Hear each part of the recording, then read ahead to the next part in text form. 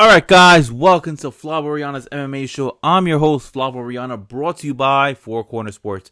Alright guys, so this past Saturday that just passed, we had the second time the UFC has been on ABC. It's UFC on ABC2. It was like hashtag UFC ABC2 or whatever, hashtag UFC Vegas 23. It was headlined by Marvin Vettori versus Kevin Holland. Yes, Kevin Holland once again back in the main event. All right, he loves doing these short notice fights, and yeah, so that's what happened. So I'm gonna tell you. I'm not gonna give you a whole rundown of the whole card. All right, I'm just gonna tell you. I'm gonna talk about the fights that I personally found interesting and that kind of stuck out with me. All right, and let's get to it. So, main event: Marvin Vettori versus Kevin Holland. All right, wow.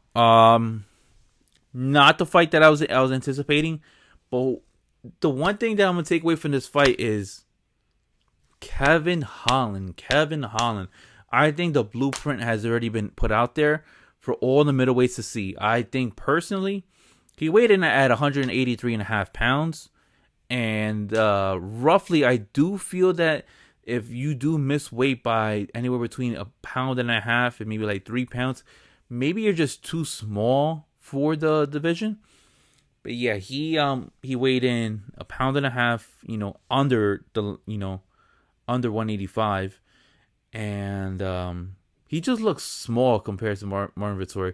He just looked like a taller, he just looked like a very Israel Adesanya build without like the credentials of Adesanya compared to Marvin Vettori. Marvin Vettori looked like a solid 200 after he rehydrated.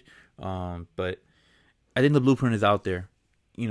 After Brunson has displayed the takedowns and just holding him down, Vettori did the same thing, dominated. But I gotta say, if Kevin Holland just knew how to, use his takedown defense, all right, with the striking that he already has, look out, guys, because you know what?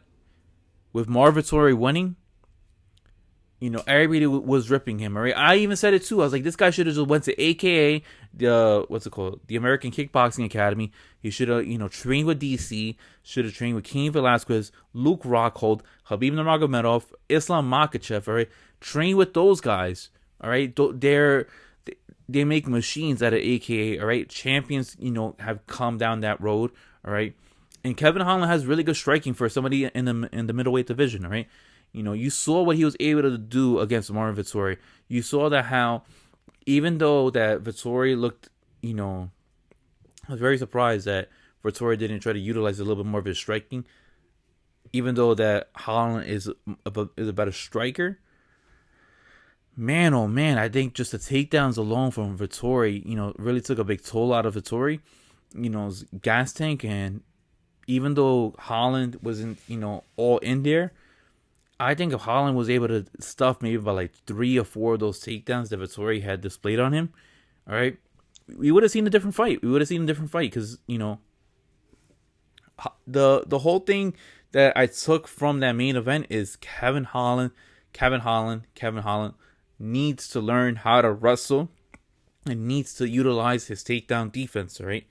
You saw when he ended up fighting Brunson, he was asking Khabib, what to do. And Khabib just told him, relax your hips, make sure you control your hips. And what he ended up doing, he was the first person to take down Derek Brunson, right? And that was just after one just simple instruction that Khabib ended up giving him. So Vettori dominated the ground game, all right? Wanted to finish, was able to finish Holland. Holland just seems like somebody very tough to get passed by and try to knock out or make submit, right? The only person that has been able to finish Holland in recent memory is Brendan Allen. All right, I think he ended up applying like a rear naked chokehold on him. That was at UFC Boston. That was like 2019. That was for I think the Dominic Reyes Chris Weidman card. But yeah, that was the last person to ended up submitting Kevin Holland. All right, ever since then, Brunson couldn't do it. Okay, and that was his only loss prior to Vettori. I mean, prior to before the Vettori fight, he lost to Brunson, and then after that, you have to go back to November 2019 against Brendan Allen. In between then, he had a 5-fight win streak, all right, stretching out to Joaquin Buckley, Jacare. He ended up fighting, I forgot his name, the guy that he was supposed to fight in the regional scene, and he ended up just like slamming down with his neck. I forgot his name. I think he only had like one fight in the UFC as of right now. But 5-fight win streak gone after the Brunson fight. Brunson ends up beating him. Vettori just used the same thing that Brunson ended up doing. All right, but just Vettori looks so tired. He just looks tired and ends up calling out Israel Adesanya, which I feel like, you know what, if he was able to get a finish, all right, I think that would have been more worthy of a call out. But I don't think when I saw that fight, I was like, he's not getting the title shot. He's not getting the title shot. I mean, I salute his confidence level, all right? But I certainly do believe that if Robert Whittaker this Saturday gets past Kelvin Gastelum inside of like, what's it called, 3 or 4 rounds, he's getting the next title shot, all right? Barring, how long of the layoff it is for Darren Till to come back from that broken collarbone. I know Vettori is saying that he doesn't believe it, or that he was trying to dodge the fight. Who knows what will, if he ended up breaking the bone or not. But let's just take into perspective that, Darren Till is out for X amount of weeks because of a broken collarbone. Everything goes down for next weekend, with this weekend coming up for the Robert Whittaker versus Kelvin Gastelum fight. But Vettori, in my opinion, next person he's going to be fighting is either A, Jared Cannonier, B, Paulo Costa, or C, all right, they might just run it back and then just try to do, Darren Till versus Marvin Vettori, all right? Those are the 3 most viable options I could personally think of for Vettori, having his next fight. But Vettori needs to work on more on that cardio. Looked a little bit tired. He got hit a couple of times. Trust me, if that was Adesanya would have pieced him up and he would have knocked him out, right? Because how low he was keeping his hands, especially in the 4th, 5th round where it looked like he was dominating. And the few times that Holland was able to get up, he was able to, throw in a right straight jab or a left hook, and it was just able to tag up Vettori, but it wasn't able to do anything more after that because Vettori would just go straight for the takedown. But yeah, guys, so that's what ended up happening. As for Holland, I saw on Twitter, there's rumors of he's going to go to Dagestan, and train over there. He goes to Dagestan, and that's all accurate. Look out, guys. I mean, in 6 to 9 months, this guy's wrestling is going to be superb. And I was telling Javier, I was over the phone today, I was like, look, this guy works on his wrestling. He's easily going to have, the potential of a top 5 middleweight, all right? But striking alone is just not going to get you there, all right? You need to have takedown defense, okay? Adesanya has good, if not great, takedown defense. He's not going to take you down to the floor, all right? And I know what you guys are going to say, oh, but he got taken out by Jan. Yes, Jan is like 20 to 30 pounds heavier than him, all right? Heavier than him. And he's supposed to take him down and hold him down.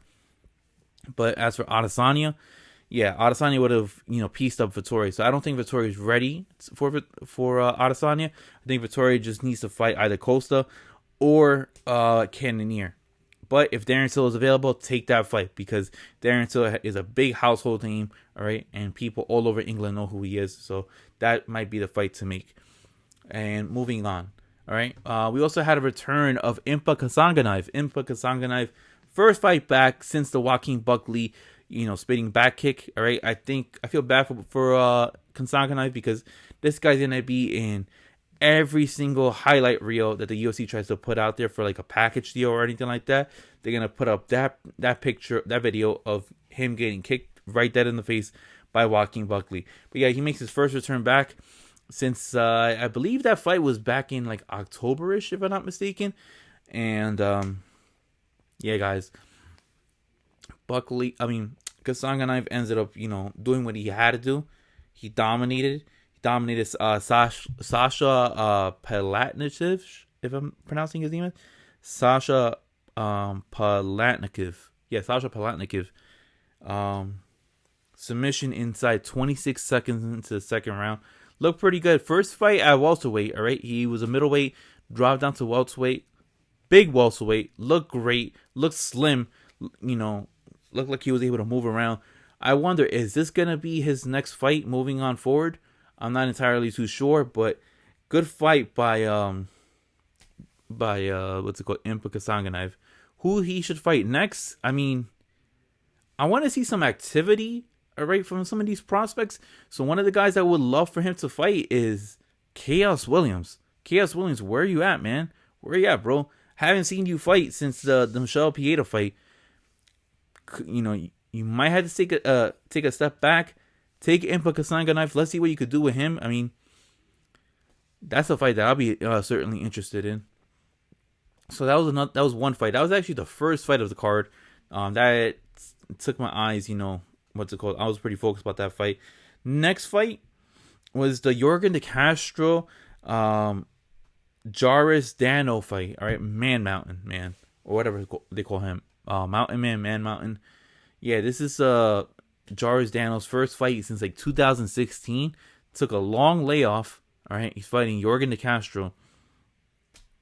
Yorgan De Castro. Oh man, one of the first fights I seen in the Dana White Contender Series was him when he ended up leg kicking that poor kid.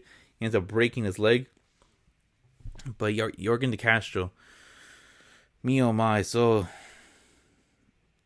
tough break for the man. Tough break because after his vicious knockout that he ended up having against, I think it was like Juan Adams or Justin Tafa, back at that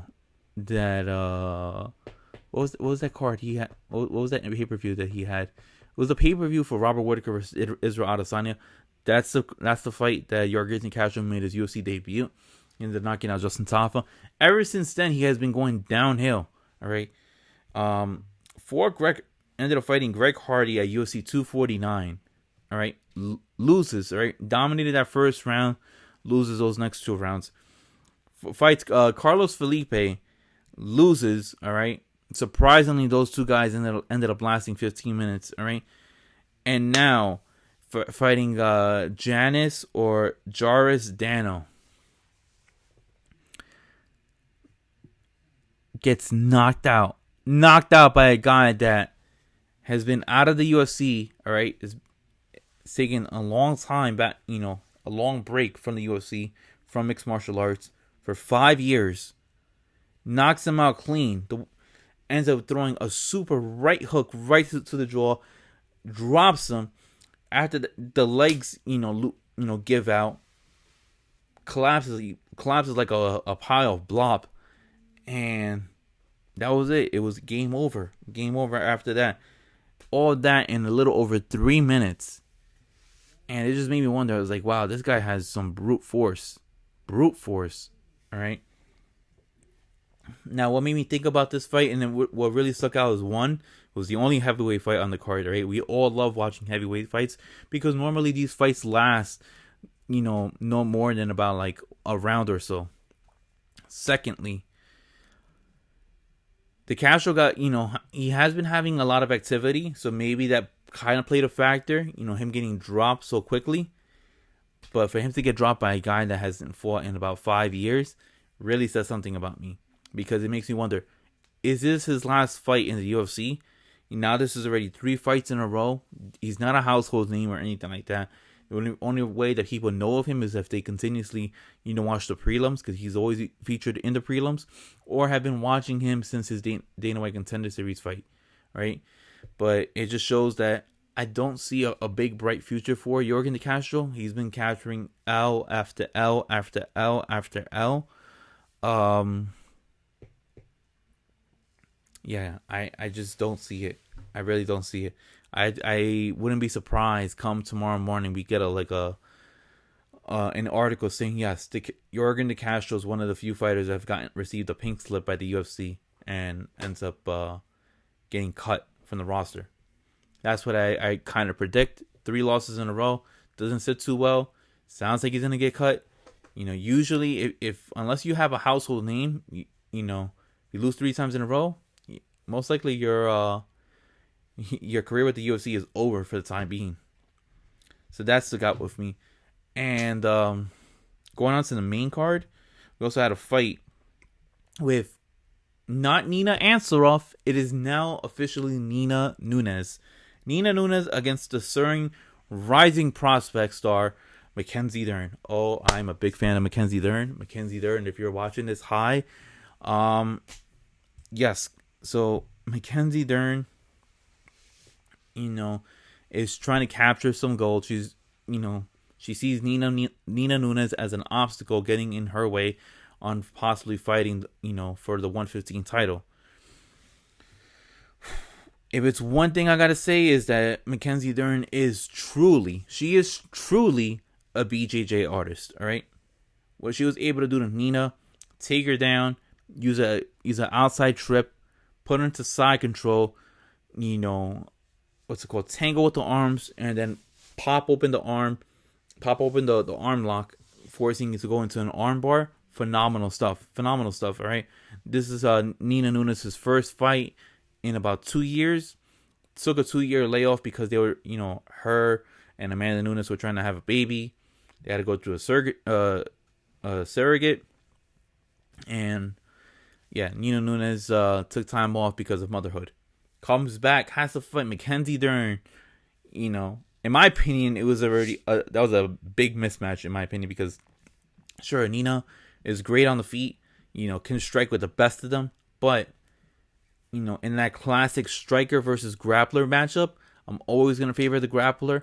Grappler can more often than not take you down and hold you down. And what Nina Nunes had to experience against Mackenzie Dern is that Mackenzie Dern is a master on the floor, and she's a master at trying to force you to tap out.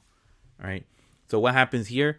I know Mike Heck and MMA Fighting were talking about Mackenzie should have called her shot out against Joanna. I think that's too much of a huge jump from Nina to Joanna. I would have loved to see, and I surely am predicting this, is that I do see Mackenzie Dern fighting either Claudia Gadelia or Michelle Waterson. All right, I just think Joanna is just so huge of a jump. She's part of that elite, top 3, top 4, strawweights in the world. I just don't think you don't want to jump Mackenzie too high up. If she's able to get past Claudia or Michelle Waterson, then surely you can put her against Joanna or put her into a title shot. But we all know the UFC wants to slowly try to build her up, and I'm okay with that because Mackenzie is slowly but surely showing that she has all the factors of becoming a star in this 115 division, strawweight division for the UFC.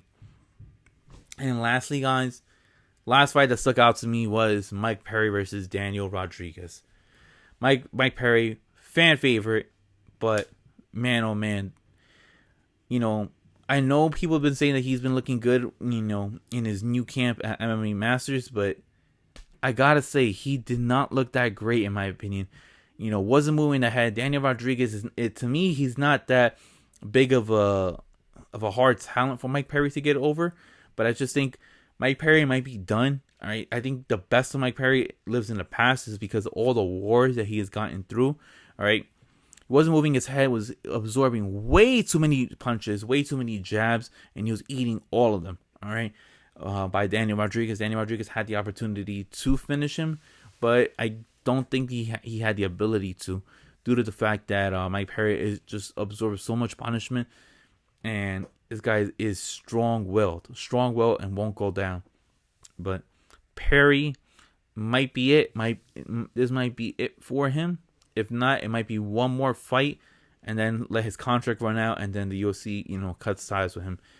I just think that, Mike Perry might want to take a break from fighting, might want to focus on other things, just because he has absorbed way too much punishment. The wars that he has gone through, I think that those days are over. All right, I think that he might need to. Those days are over. As for him returning back to the old Mike Perry, this Mike Perry just needs some time. Spend time with your family. Spend time with your fiance, your girl, whatever. And if you plan on fighting again, give Dana a call. But you just didn't look that great out there, and it was a little bit concerning the amount of punches you were taking by Daniel Rodriguez. But yeah, guys, Daniel Rodriguez proves to 14-2. Mike Perry is now 14-8. Next week we're gonna have Robert Whittaker versus Kelvin Gastelum. You're also gonna have Juan Espino versus Alexander Romanov, plus Jeremy Stevens and Drakkar Klose. Also, Chase Sherman versus Andrei Arlovsky. And then obviously the feature prelim is going to be the one and only Tracy Cortez versus Justine Kish. So yeah, we got a good card for next week. Starts at 10 instead of 7. Truly love that. Guys, I can't wait for the fights, man. I can't wait. We are now officially less than 2 weeks away for UFC 261. For headline by Jorge Masvidal versus Kamaru Usman. Can't wait for those fights. And then plus Weili Zhang versus Rose Namajunas, Valentina Shevchenko versus Jessica Andrade. That card's gonna be killer right there. It is gonna be killer. Until then, guys, please hit that like and subscribe, and I'll see you guys next time. Thank you for tuning in to Flava Oriana's MMA show. I'm your host, Flava Oriana, and I'll see you guys next time. Peace, guys.